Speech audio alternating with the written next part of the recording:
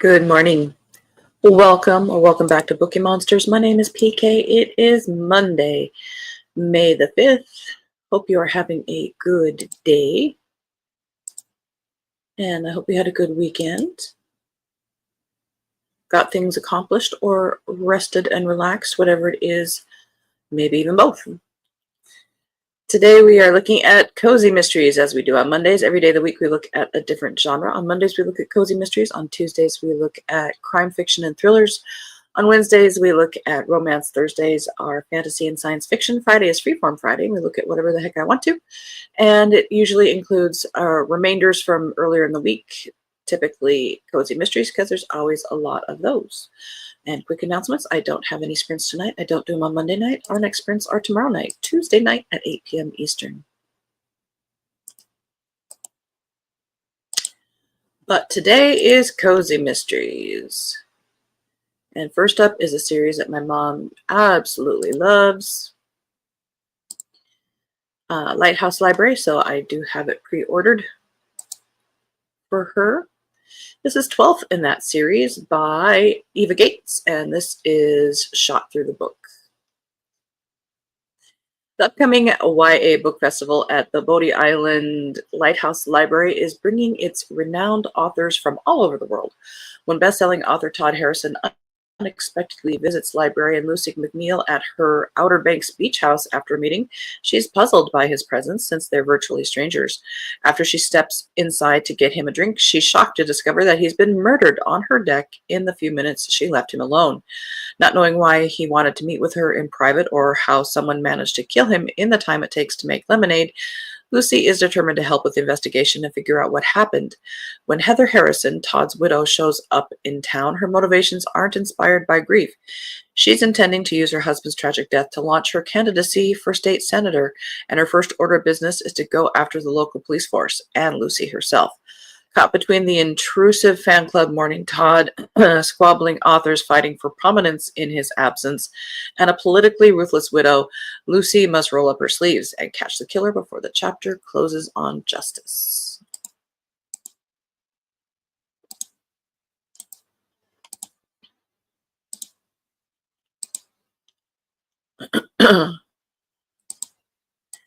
Good morning, Mary. How are you?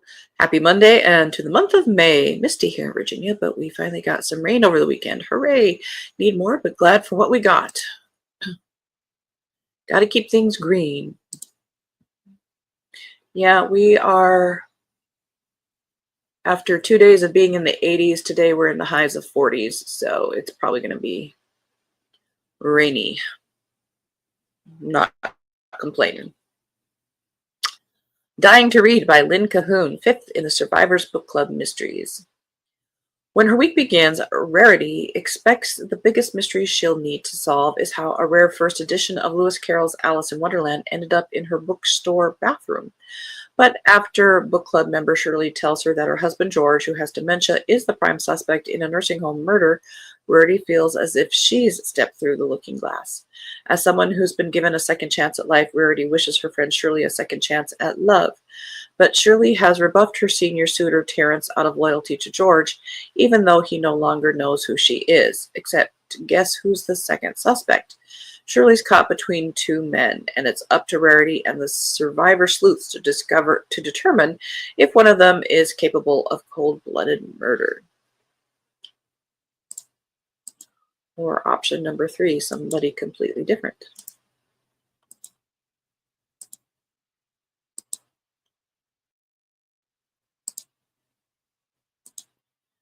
I was going to ask, was a busy weekend, made 3 necklaces, 8 anklets, and 10 pairs of earrings. Wow, was a glorious time. Used some of the goodies a dear friend sent. Thanks. You are welcome. And while beating, I listened to The New Human by Regina Meredith and Lee Harris, a channeled book. Oh, cool. I like those. But it sounds very productive. That's awesome. Champagne Toast Murder Chaser. This is 4th in the Riverbend Vineyard Cozy Mysteries. The splashy wedding for Elise Beckett and Sheriff's Deputy Jackson Landry was the event of the season at Riverbend Vineyard in Delphine, Texas, and the first 10 days of their honeymoon, 10 days of a honeymoon in Napa Valley wine country, was just as lovely. Yet, when the happy couple meets up with the rest of the wedding party at Bella Luna Castle Winery and Vineyard in Oregon, the end of their fabulous honeymoon trip takes a disturbing turn when the group tours the winery and discovers a body in a most bizarre setting. Jackson and his partner Jim Stockton are way out of their jurisdiction, but are pulled into the investigation by the Shiloh County Sheriff. However, not to be sidelined, Elise starts digging. The mysterious death seems to have a connection to the original sale of the vineyard. Its history steeped in underlying land schemes, sabotage, and unsettled scores where secrets are plentiful and everyone is a suspect, even their good friend and majority holder, Miranda Collins. That's kind of a pretty cover.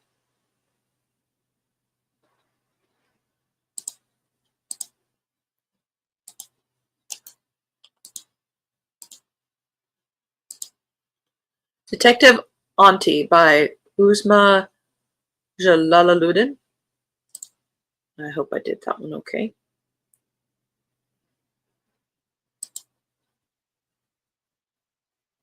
Detective Auntie. First in the Kassar Khan Investigate series.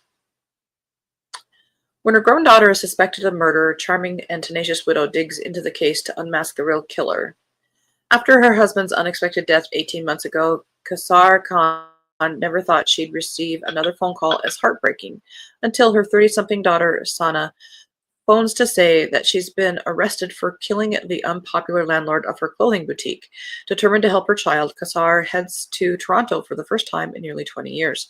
Returning to the Golden Crescent suburb where she raised her children and where her daughter still lives, Kassar finds that the thriving neighborhood she remembered has changed. The murder of Sana's landlord is only the latest in a wave of local crimes which have gone unsolved. And the facts of the case are troubling. Sana found the man dead in her shop at a suspiciously early hour, with a dagger from her window front display plunged in his chest. And Kassar, a woman with a keen sense of observation and deep wisdom honed by her years, senses that there's more to the story than her daughter is telling. With the help of some old friends and her plucky teenage granddaughter, Kassar digs into the investigation to uncover the truth, because who better to pry answers from unwilling suspects than a meddlesome auntie? But even Kassar can't predict the secrets, lies, and betrayals she finds along the way. End of row 1.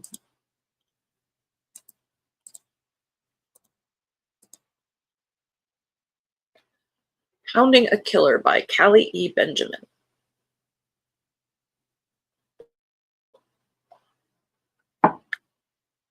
Second in A Bailey the Bloodhound Mysteries. Finally finished with the renovations on her new house, best-selling children's book author Pris and her trusty bloodhound Bailey are finding more opportunities to join the community, including attending the annual town festival. But their efforts are paused when David Townsend, volatile grandson of the late wealthy resident Edward Townsend, comes to fetch his inheritance. I'm fetching my inheritance. After the new arrival riles up several other locals with petty arguments, the once sleepy town goes barking mad. Before long, the wealthy bachelor disappears without a trace, and the police suspect foul play. Bailey's tracking instincts help them collar the last criminal in Crosbyville, so the cops turn to Pris and her sweet hound to track down David. But on their search and rescue mission, Pris and Bailey sniff out fraud, theft, and a body. Before they know it, both are hackles deep inside another homicide investigation. Can the unlikely duo chase down the killer, or will they be left chasing their own tails?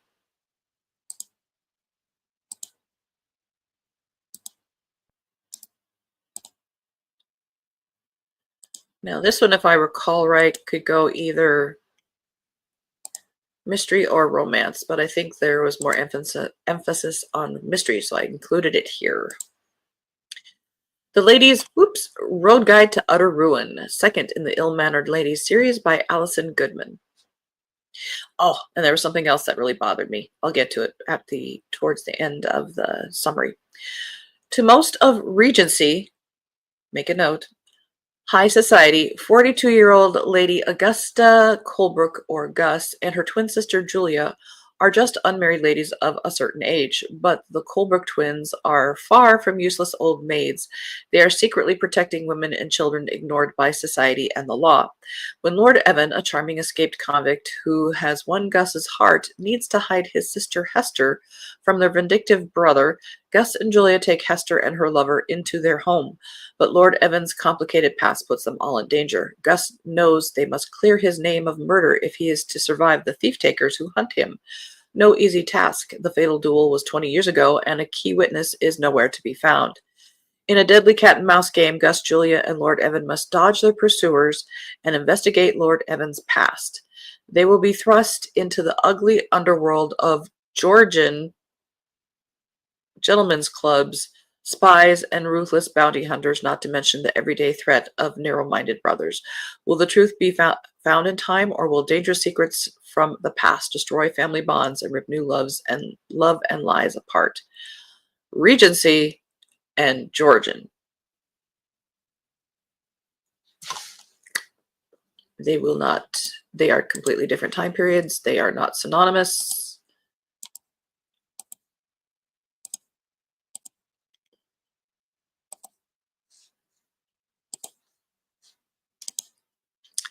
A Poisonous Silence by Jenny Adams, second in a Deadly Twenties Mysteries.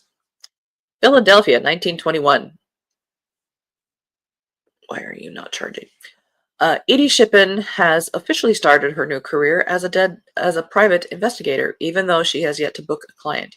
When she runs into an old friend, the film actress Ava Sylvester, Edie is delighted at the chance to rekindle the relationship. But when Ava's co-star and new husband Duncan dies suddenly, all signs point to Ava. Edie's first official case begins in earnest, desperately trying to clear her friend's name. Gilbert Lawless has carved out a peaceful existence as a coroner's assistant.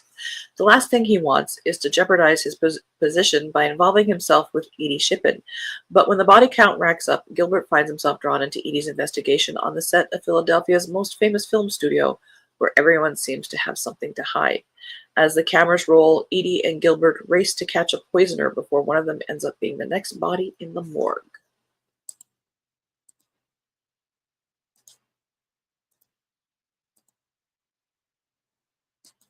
Veronica Healy has a new one, False Gold, 18th in the Abbott Agency series.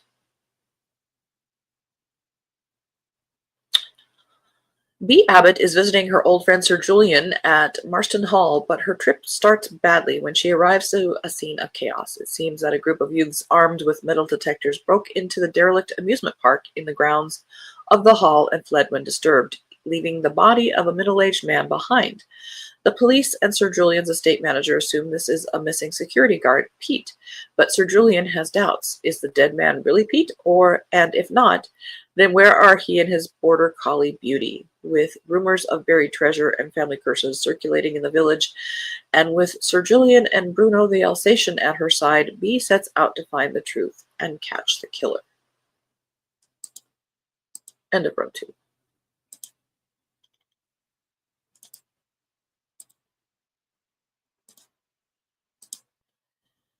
T.E. Kinsey has a new one, 12th in the Lady Hardcastle Mysteries.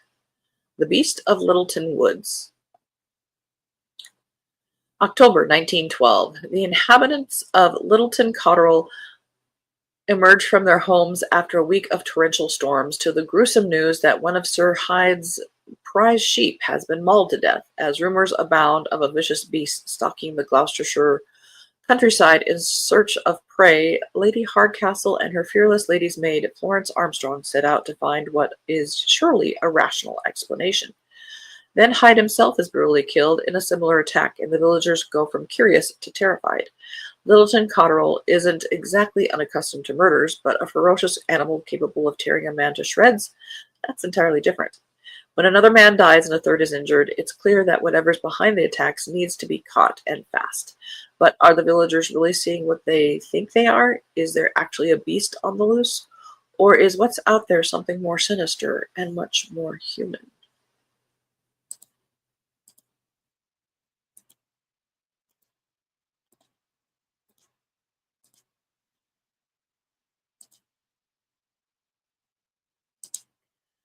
Cottage on Gooseberry Bay, The Innocence Factor by Kathy Daly, 18th in the Cottage on Gooseberry Bay series. When Ainsley Holloway stumbles upon the body of a substitute teacher beneath the high school bleachers, it seems like an open and shut case. All evidence points to justice. A brilliant but troubled student with ties to the victim and no alibi, but Ainsley's gut tells her there's more to the story. In a race against time, Ainsley must unravel a tangled web of lies, hidden histories, and painful truths to clear justice's name. But as the investigation draws her deeper into the shadows of the past, she begins to wonder, how far will someone go to keep their secrets buried?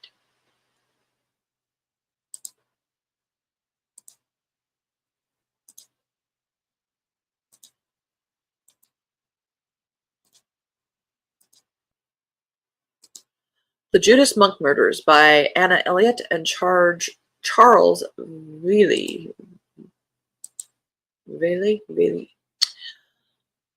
Fourth in the Homefront Sleuths Cozy Mystery Series. The peaceful village of Crofters Green buzzes with questions when a young commando trainee is found dead at the ruins of St. Swithin's Abbey. The military calls it an accident, but is it? And what does it have to do with the legend of the Judas Monk, a tale of betrayal that has haunted the Abbey for centuries? Harry Jenkins and the Homefront Sleuths must untangle a web of wartime deception before the truth is buried for good. As the investigation unfolds, each of the sleuths has their own challenges to face. Evie faces a new threat from an old enemy, while Alice must find a way to delve into a murder mystery dating back to the Middle Ages. Harry must hold on with his investigation despite a military commander determined to stop him at all costs. Dorothy and Tom are busy with the renovations of their cottage, and Blake, well, let's just say Blake may have the biggest adjustment of all. Meanwhile, Bonzo the Pomeranian is about to prove that sometimes the best detective work is done on four paws.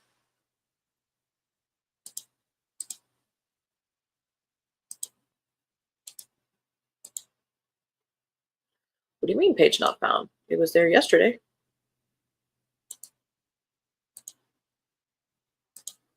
All right. Moving on.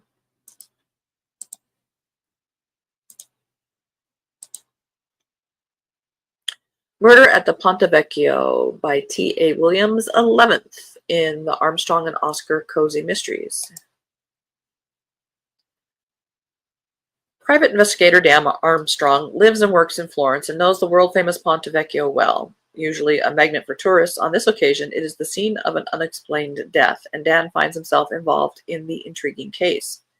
Dan quickly discovers that the victim, an elderly jeweler, was every bit as hard as the diamonds he sold in his shop on the bridge. Few people liked him, not even his adult children, and his business dealings look murkier than the waters of the River Arno. Dan suspects more lies lie hidden, perhaps inside the massive safe in the old man's luxury villa.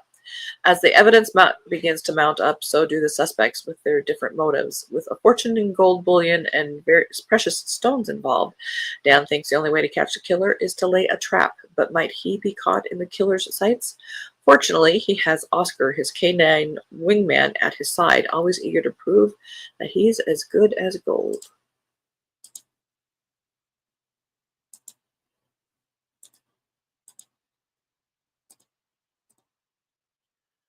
Funnel cakes and fairies. Have I ever eaten gooseberries? If so, can you describe the taste? I have never had them, but saw some for sale at Trader Joe's the other day and wondered about them. I don't think I have. I've had choke cherries.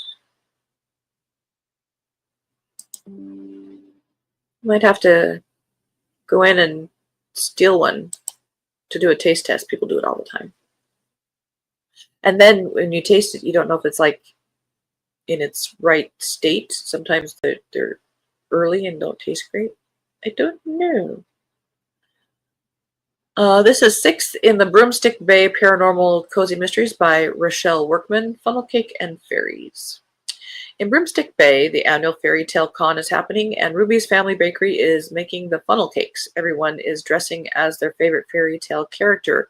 Ruby and Lance are going as Aurora and the Prince, but when a fairy is murdered, Maleficent gives the town an ultimatum.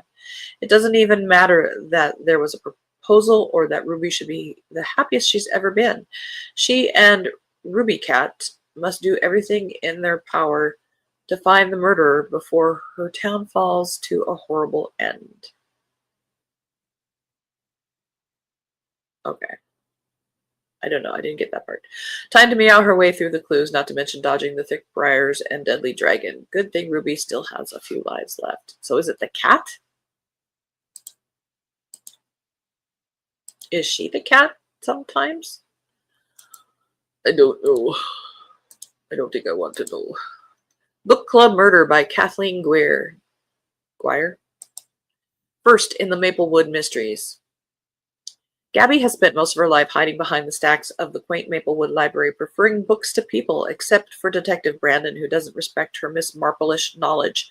When a book club murder member is found dead in a locked room, Gabby sees her chance to impress him and shed her reputation as the town recluse. But when the police brush off the case and a second victim turns up in a crime eerily similar to an Agatha Christie novel, Gabby and her amateur sleuthing group are convinced they have a copycat killer on their hands. Their investigation takes a deadly turn when Gabby realizes the murders are linked to the book club's most devout member and her seemingly innocent gifts. As the killer closes in, Gabby finds herself trapped in the ultimate whodunit, one where she's the next victim. Can she outwit a murderer using her literary knowledge, or will her first real case be her last?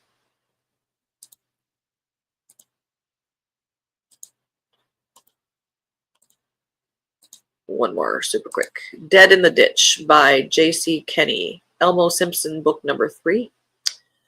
Halloween has arrived and all is well in Elmo Simpson's life until his beloved cat Oscar wanders off and doesn't return. While searching for Oscar, Elmo discovers a body in a ditch.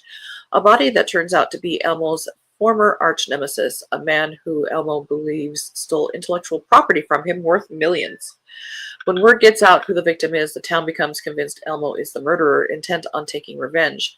With nowhere to turn and the reputation of his recently purchased Seabreeze resort on the line, Elmo, I can't say it, takes it upon himself to figure out who the real killer is, all the while trying to assemble the threads that connect a dark time in his past with the equally perilous present. Does anybody name their children Elmo anymore, or Kermit, or any, famous Muppet names? I would think they'd be cursed. Of course, it could be after St. Elmo's fire. Now that would be cool if you're a Gen X. All right, that is all we have for today. Tomorrow is the darker side. Crime fiction and thrillers. We're just going to make up a few more things and then pack the car. Show is tomorrow. Oh, is it tomorrow? So still time to make something. You never know if I guess right what will sell. Just make what I enjoy. That's all you can do. Good luck tomorrow. Cool. I'm just going to go work. Stop by the post office on the way. All right. Thank you very much for watching. Again, I don't have any sprints tonight. I will have them tomorrow night at 8 p.m. Eastern. Hope you have a very good Monday. Mary says, thanks so much. Have a great Monday and week. Back at you, baby. All right. Thank you very much. And as the banner says, don't be a bookworm, be a bookie monster. Nom, nom, nom. Have a good day. God bless.